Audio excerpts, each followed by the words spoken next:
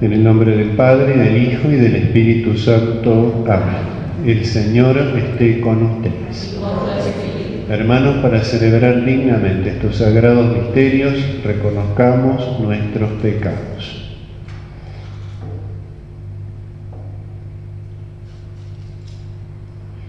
Por nuestra falta de fe, Señor, ten piedad. Por nuestra falta de esperanza, Cristo, ten piedad. Por nuestra falta de caridad, Señor, ten piedad. Dios Todopoderoso, tenga misericordia de nosotros, perdone nuestros pecados y nos lleve a la vida eterna. Gloria a Dios en el cielo y en la tierra paz a los hombres que ama el Señor. Por tu inmensa gloria te alabamos, te bendecimos, te adoramos, te glorificamos. Te damos gracias, Señor Dios, Rey Celestial, Dios Padre Todopoderoso, Señor Hijo Único Jesucristo, Señor Dios, Cordero de Dios, Hijo del Padre. Tú que quitas el pecado del mundo, ten piedad de nosotros. Tú que quitas el pecado del mundo, atiende nuestra súplica. Tú que estás sentado a la derecha del Padre, ten piedad de nosotros, porque solo tú eres santo, solo tú, Señor, solo tú, Altísimo Jesucristo, con el Espíritu Santo, en la gloria de Dios Padre. Amén. Oremos. Míranos, Dios nuestro, Creador y Señor del universo, y concédenos servirte de todo corazón para experimentar los efectos de tu amor. Por nuestro Señor Jesucristo, tu Hijo, que vive y reina contigo en la unidad del Espíritu Santo y es Dios por los siglos de los siglos. Podemos tomar asiento.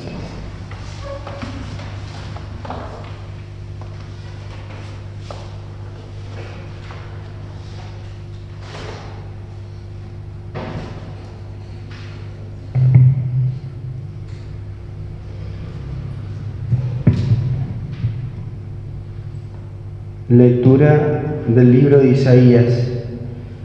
El Señor abrió mi oído y yo no me resistí ni me volví atrás.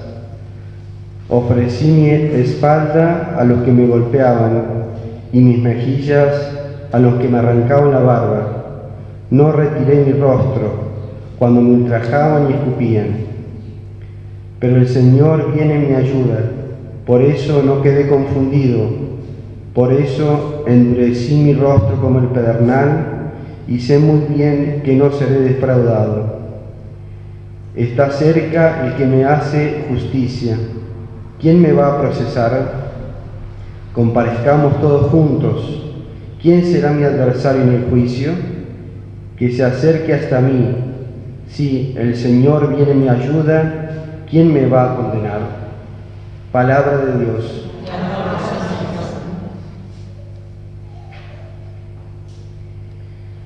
Al Salmo respondemos: caminaré en la presencia del Señor.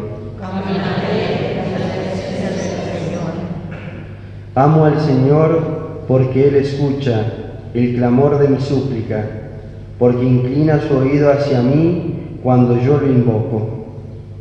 Caminaré en la presencia del Señor. Los lazos de la muerte me envolvieron, me alcanzaron las redes del abismo. Caí en la angustia y la tristeza, entonces invoqué al Señor: por favor, sálvame la vida. Caminaré en la presencia del Señor. El Señor es justo y bondadoso, nuestro Dios es compasivo. El Señor protege a los sencillos, yo estaba en la miseria y me salvó. Caminaré en la presencia del Señor. Él libró mi vida de la muerte, mis ojos de las lágrimas y mis pies de la caída. Yo caminaré en la presencia del Señor, en la tierra de los vivientes. Caminaré en la presencia del Señor. Lectura de la carta de Santiago. ¿De qué le sirve a uno, hermanos míos, decir que tiene fe si no tiene obras? ¿Acaso esa fe puede salvarlo? ¿De qué sirve si uno de ustedes, al ver a un hermano o una hermana desnudos o sin el alimento necesario, les dice: vayan en paz, caliéntense y coman, y no les da lo que necesitan para su cuerpo? Lo mismo pasa con la fe. Si no va acompañada de las obras, está completamente muerta. Sin embargo, alguien puede objetar: uno tiene la fe y otro las obras. A este habría que responderle: muéstrame si puedes tu fe sin las obras. Yo, en cambio, por medio de las obras te demostraré mi fe. Palabra de Dios.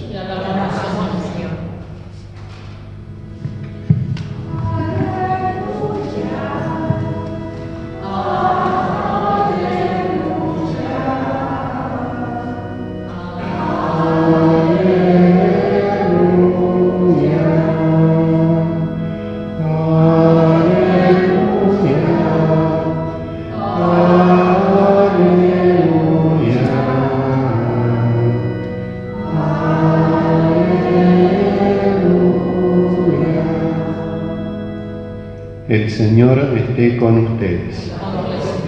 Evangelio de nuestro Señor Jesucristo según San Marcos.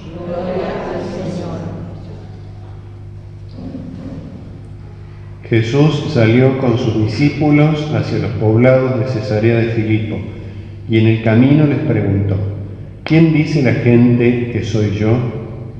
Ellos le respondieron: algunos dicen que eres Juan el Bautista, otros Elías, y otros alguno de los profetas. ¿Y ustedes, quién dicen que soy yo? Pedro respondió: tú eres el Mesías. Jesús les ordenó terminantemente que no dijeran nada acerca de él, y comenzó a enseñarles que el Hijo del Hombre debía sufrir mucho y ser rechazado por los ancianos, los sumos sacerdotes y los escribas, que debía ser condenado a muerte y resucitar después de 3 días. Y les hablaba de esto con toda claridad. Pedro, llevándolo aparte, comenzó a reprenderlo. Pero Jesús, dándose vuelta y mirando a sus discípulos, lo reprendió diciendo: retírate, ve detrás de mí, Satanás, porque tus pensamientos no son los de Dios, sino los de los hombres. Entonces Jesús, llamando a la multitud, junto con sus discípulos, les dijo: el que quiera venir detrás de mí, que renuncie a sí mismo, que cargue con su cruz y me siga, porque el que quiera salvar su vida la perderá, y el que pierda su vida por mí y por el Evangelio la salvará. Palabra del Señor. Podemos tomar asiento. Tanto la primera lectura del profeta Isaías como el Evangelio nos enfrentan a este gran misterio de la pasión, muerte y resurrección de Cristo. Y el profeta Isaías, como lo decíamos también el domingo pasado, el sábado pasado, es uno de los profetas que mejor describe desde el Antiguo Testamento con mayor claridad, con mayor precisión, los grandes acontecimientos de la vida de Cristo. Y hoy escuchamos uno de los fragmentos donde hace referencia a la pasión, esa imagen tan precisa que Isaías vislumbra por inspiración de Dios, indudablemente, tantos siglos atrás, el sacrificio del Mesías. Un sacrificio que está fundado en la caridad, que está fundado en el amor, que expresa el amor. Y a lo largo de los siglos, los profetas fueron llevando esa esperanza en el Mesías, hasta que por fin se cumple en Cristo. Y este sacrificio ante los ojos del mundo parece un fracaso, parece una derrota, parece no haber logrado su objetivo. En la mirada mundana que tenían muchos en tiempos de Cristo y al principio también los propios apóstoles, como lo vemos en el Evangelio de hoy, el Mesías vendría, pero sería un Mesías triunfante, un Mesías victorioso, un Mesías reconocido, un Mesías aceptado por todos, un Mesías que llevaría al pueblo de Dios a una prosperidad puramente material, puramente política, puramente temporal, solo de este mundo. Y sin embargo, ya Isaías había anunciado, entre otros varios pasajes del Antiguo Testamento, no solo la identidad del Mesías, el Mesías que vendría a redimirnos es el Dios verdadero, Él mismo viene a salvarnos, leíamos el domingo pasado, no solo la identidad, sino la manera, el modo en el cual se produce la redención.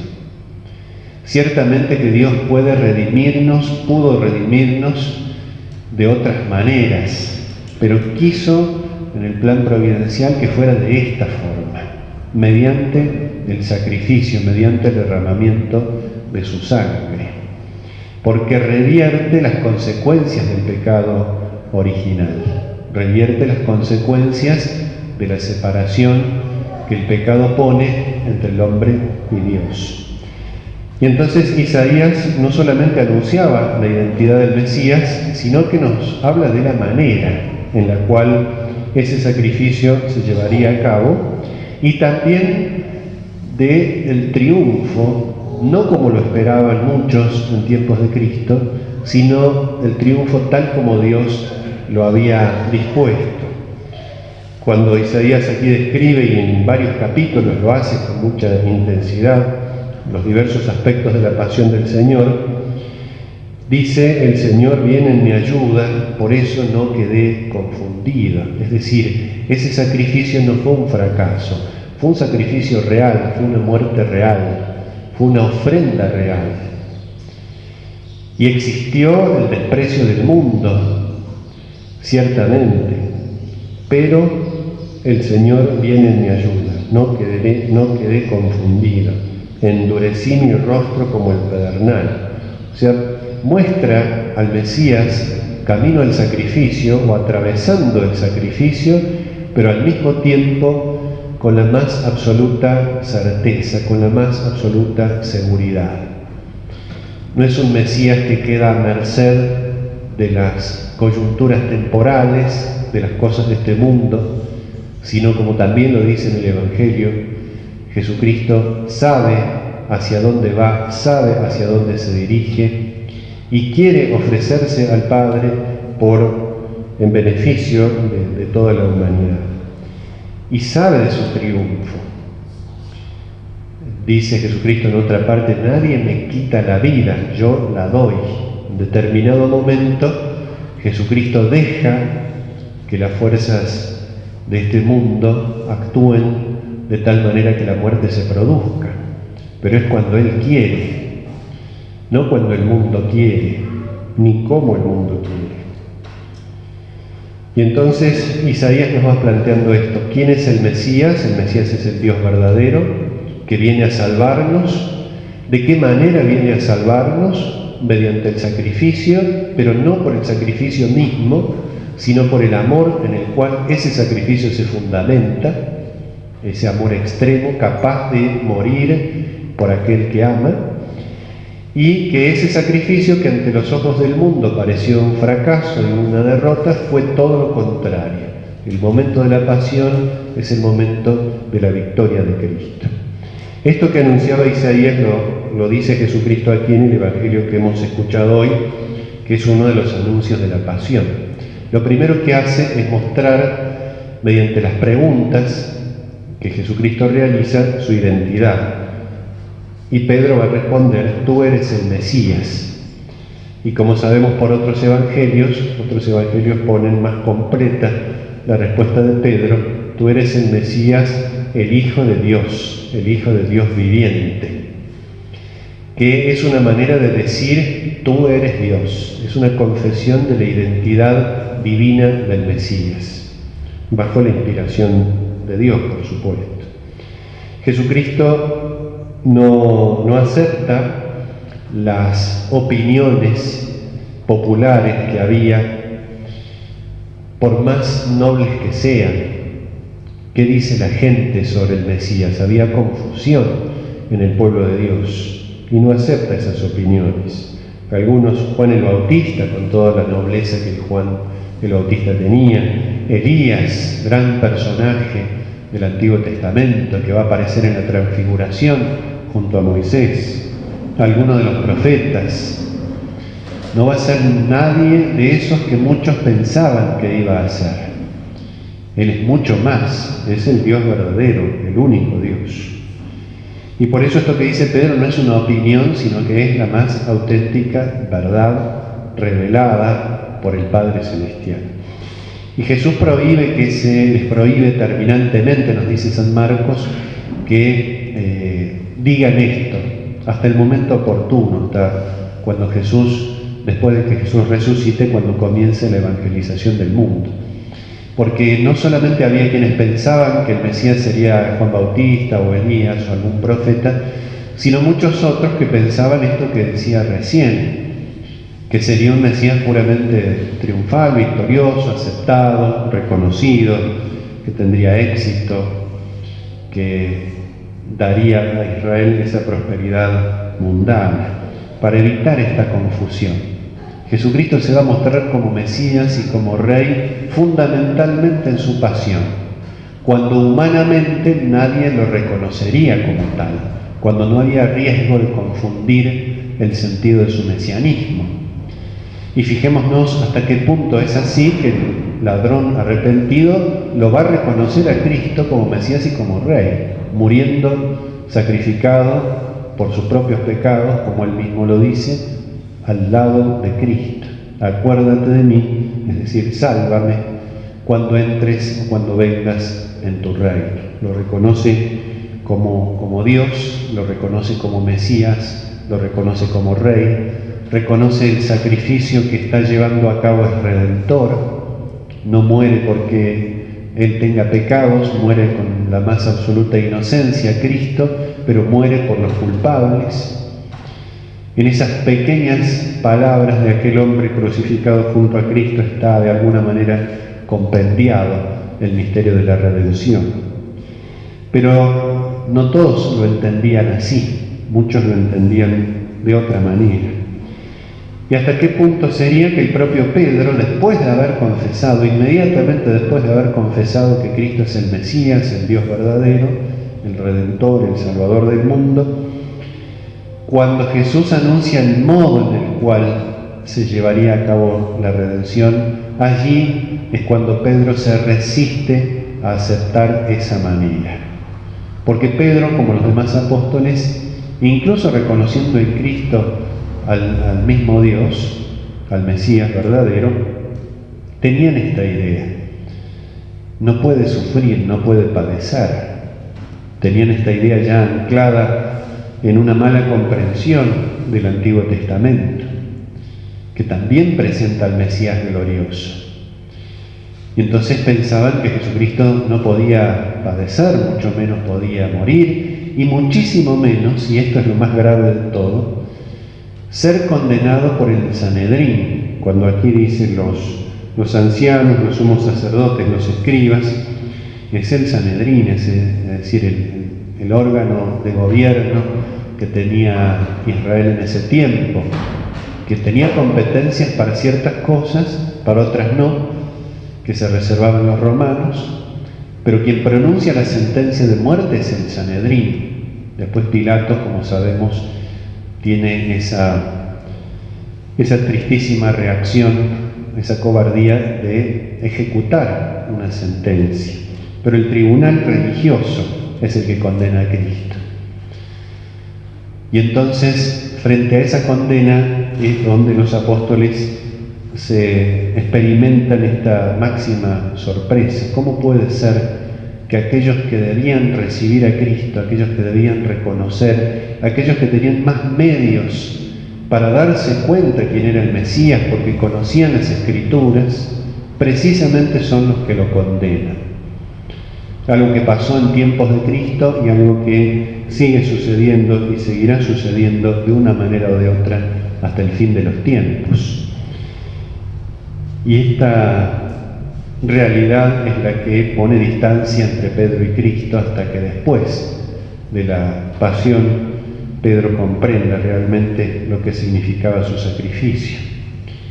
Retírate, ve tras de mí, Satanás, tus pensamientos no son los de Dios, sino los de los hombres. Es decir, el sacrificio tiene un sentido, el de Cristo y el nuestro, porque somos cristianos, tiene un sentido salvador, un sentido redentor. ¿Y qué quería Satanás? Esto que le dice Jesucristo a Pedro no es un insulto, sino que es poner en evidencia esas tinieblas que habían invadido ya el corazón de Pedro y que volverán con más fuerza todavía en las negaciones.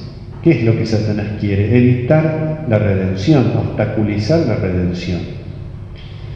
Y por eso el pensamiento del mal ladrón o de otros que estaban allí, baja de la cruz y creeremos en ti. Precisamente es al revés. Creemos en ti porque no has bajado de la cruz, porque en la cruz está nuestra salvación. Jesús nos invita en el último párrafo del Evangelio a cargar con su cruz, porque la cruz no es puro dolor, no es fracaso, sino que es todo lo contrario. Es el verdadero amor que nos une a Dios.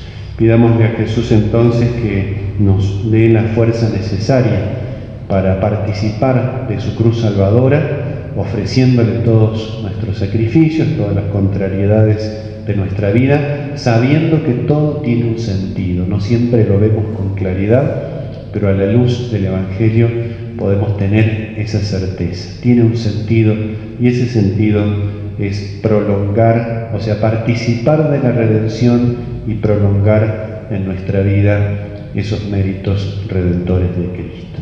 Pidámosle humildemente a Jesús que nos conceda esa gracia. Que así sea.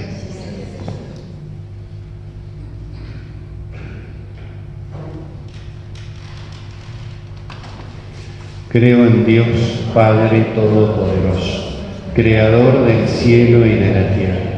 Creo en Jesucristo, su único Hijo, nuestro Señor, que fue concebido por obra y gracia del Espíritu Santo.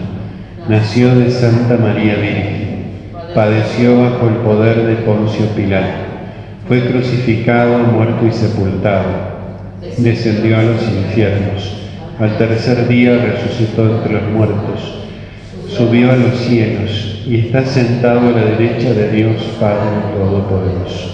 Desde allí a venir a juzgar a vivos y muertos.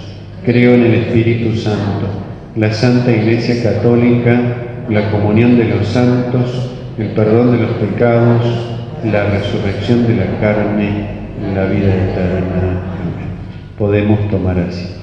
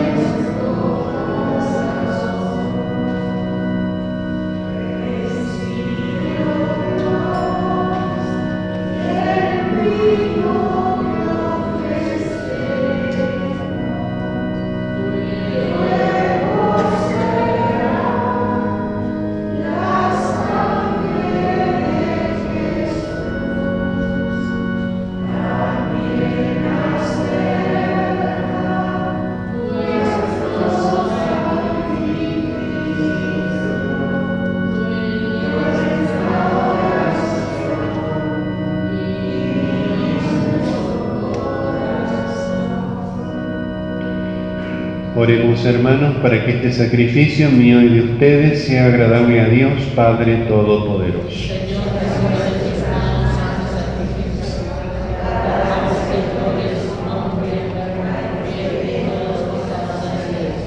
Escucha nuestras súplicas, Señor, y recibe con bondad la ofrenda de tu pueblo, para que los dones presentados en honor de tu nombre sirvan para la salvación de todos. Por Jesucristo nuestro Señor. El Señor esté con ustedes. Levantemos el corazón. Demos gracias al Señor nuestro Dios. En verdad es justo y necesario, nuestro deber y salvación, darte gracias siempre y en todo lugar, Señor Padre Santo, Dios Todopoderoso y Eterno. En ti vivimos, nos movemos y existimos, y mientras peregrinamos en este mundo no solo experimentamos cada día las pruebas de tu amor, sino que poseemos desde ahora el anticipo de la eternidad.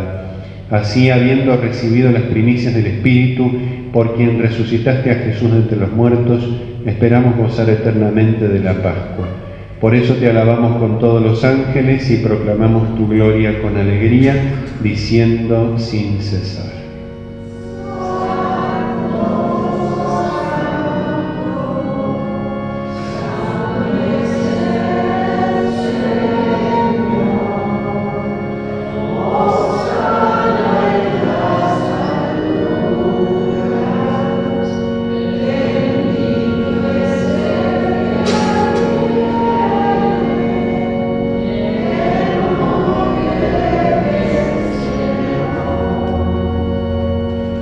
Santo eres en verdad, Señor, fuente de toda santidad.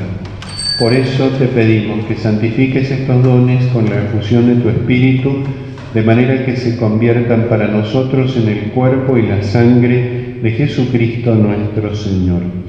Él mismo, cuando iba a ser entregado a su pasión, voluntariamente aceptada, tomó pan, dándote gracias, lo partió y lo dio a sus discípulos diciendo: tomen y coman todos de él, porque esto es mi cuerpo que será entregado por ustedes.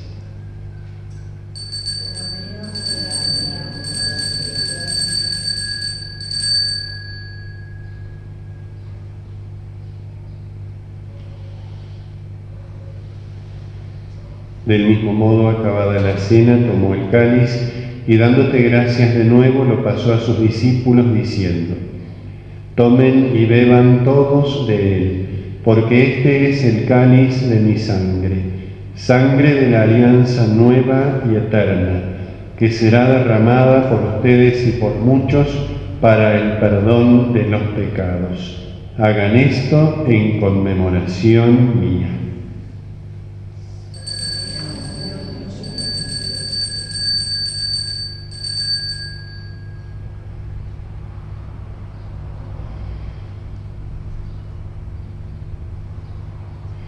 Este es el misterio de la fe.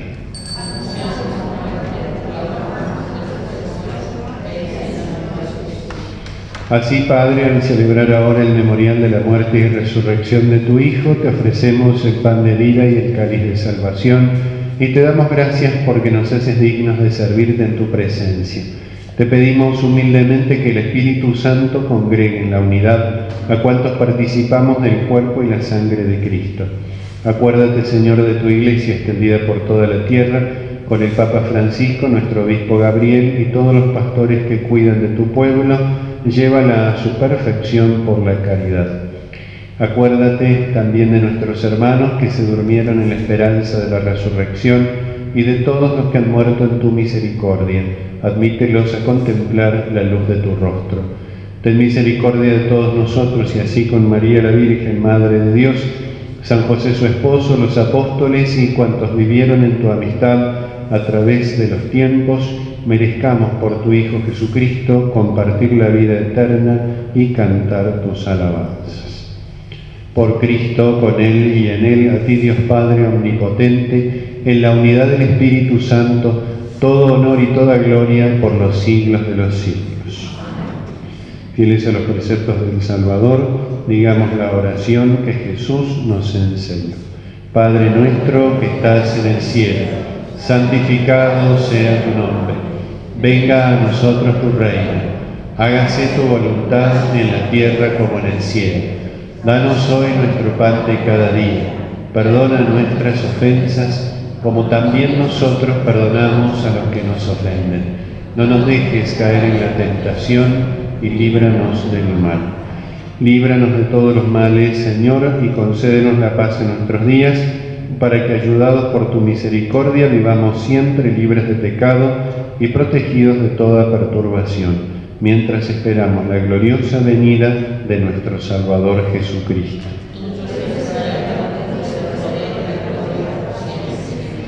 Señor Jesucristo, que dijiste a tus apóstoles, la paz les dejo, mi paz les doy, no tengas en cuenta nuestros pecados, sino la fe de tu Iglesia, y conforme a tu palabra concédele la paz y la unidad.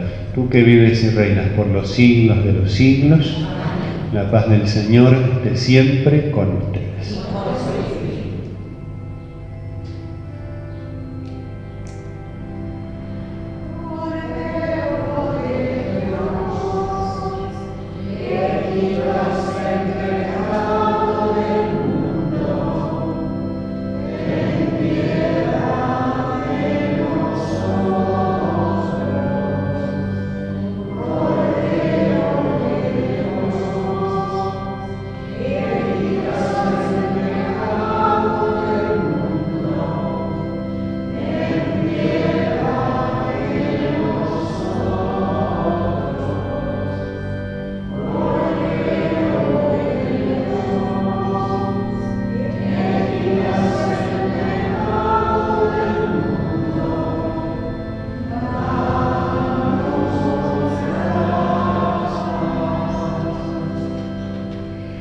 Este es el Cordero de Dios que quita el pecado del mundo.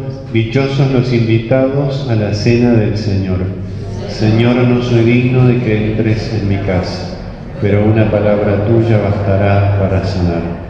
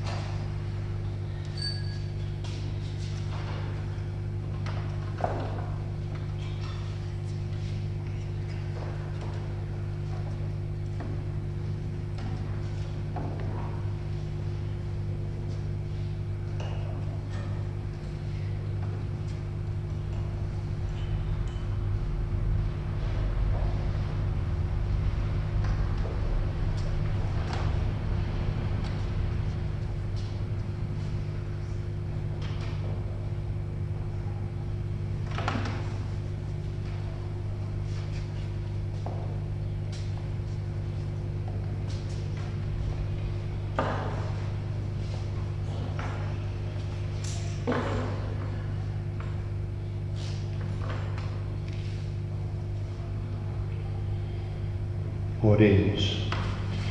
Te rogamos, Dios nuestro, que el don celestial que hemos recibido impregne nuestra alma y nuestro cuerpo, para que nuestras obras no respondan a impulsos puramente humanos, sino a la acción de este sacramento. Por Jesucristo nuestro Señor. Como todos los días 11, celebramos a Santa Maravillas de Jesús. Su imagen y la reliquia nos acompañan todos estos días, así que nos vamos a encomendar especialmente en este día a su intercesión. Cristo Jesús, que nos mandaste a aprender de tu corazón humildad y mansedumbre, te doy gracias por haber glorificado en la Iglesia a tu humilde sierva, Santa Maravillas de Jesús. De esta manera manifiestas, Señor, que le has dado en el cielo el premio debido a la fidelidad con que te sirvió en la tierra. Haz que el ejemplo de sus virtudes suscite en muchas almas el deseo de seguir el verdadero camino, la verdad y la vida, que eres solo tú. Dígnate concederme ahora, por su intercesión, el favor que te pido, así sea. Pedimos la gracia que deseamos alcanzar.